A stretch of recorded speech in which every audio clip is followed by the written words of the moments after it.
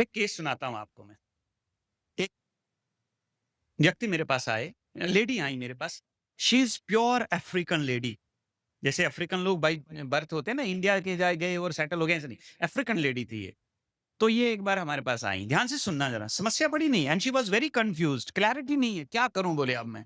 परेशान, एकदम दुखी। समस्या सुन लो ज़रा। डिसीज़न जीवन में अगर आपको लेना है तो 2 चीज़ें आपको सपोर्ट करेंगी और दोनों चीज़ें आपको डिफरेंट डिफरेंट रिज़ल्ट देंगी। ध्यान से सुनना, बड़ी सिम्प्लीफाइड करके मैं आपको समझाने की कोशिश करूँगा। वो लड़की जब आई हमारे पास, 2 बच्चों की माँ है वो। उसने कहा, मैंने उसको पूछा तुम्हारी समस्या का कारण क्या है? तो बोले मेरा पति, वो दूसरी शादी कर रहा है। ये मेरे समस्या का कारण है और इस कारण से मैं बहुत दुखी हूँ, मैं बहुत परेशान हूँ, मैं एक्सेप्ट नहीं कर रही हूँ, मैं डिसीज़न नहीं ले पा रही हूँ, मैं बहुत कन्फ्यूज़ हूँ, सुसाइड करने के विचार आते हैं, बच्चों का चेहरा देखती हूँ, तो मैं समझ नहीं पाती हूँ कि क्या करूँ? आई एम वेरी मच, मेरा टोटल टॉप फ्लोर हैंग हो चुका है। प्लीज़ आप मुझे बताइए कि मुझे क्या करना है?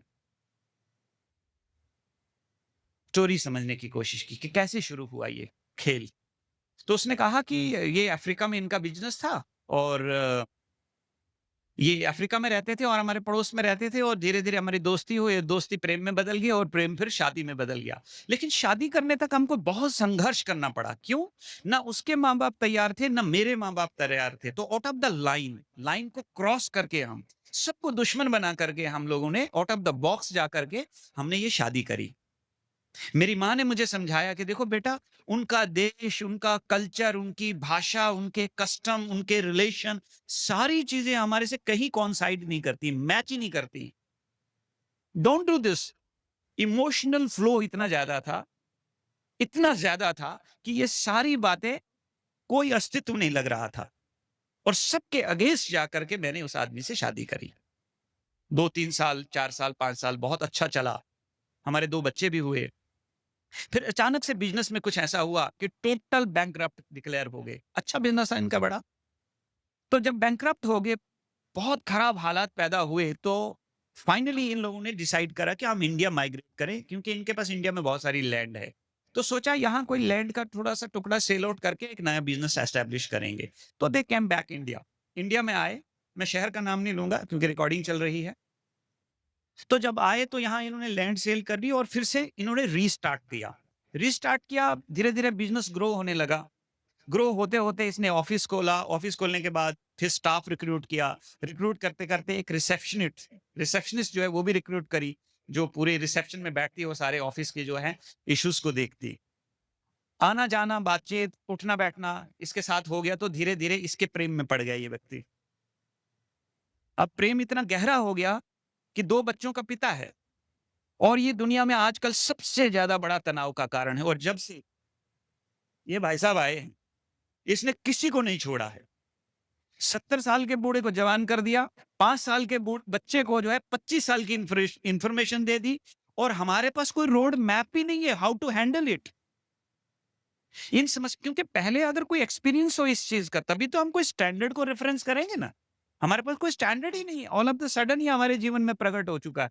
इसलिए हमको समझ ही नहीं आ रहा है। तो अब वो इसको बोलता है कि ये तेरी समस्या भाई, हम तो शादी करेंगे। ईदर यू एक्सेप्ट इट और you go back south Africa. या तो आप इसको एक्सेप्ट कर लो या फिर तुम साउथ अफ्रीका जाओ। कहाँ जाएगी? फूँक के आई, सब कुछ आग लगा दी थी सब जगह। अब पीछे जाने का तो कोई यू टर्न का तो कोई सवाल ही नहीं है। अब आप मुझे ये बताइए कि उसने जो निर्णय लिया था, वो सही था या गलत था?